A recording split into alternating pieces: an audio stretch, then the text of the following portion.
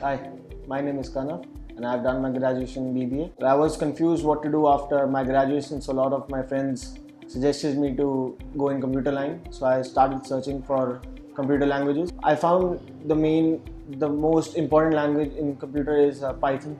That is right now going on. So I was just looking for it. So I looked for Webtech and I found that Python is the main source there. So I started a program in there. Mr. Amanpreet sir helped me to cover up my queries and doubts in Python.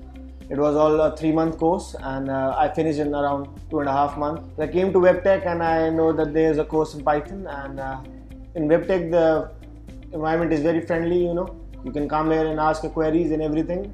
They'll all be very friendly. It's very good. So I'll recommend all of my friends to come here and learn any computer language because the faculty is very good here.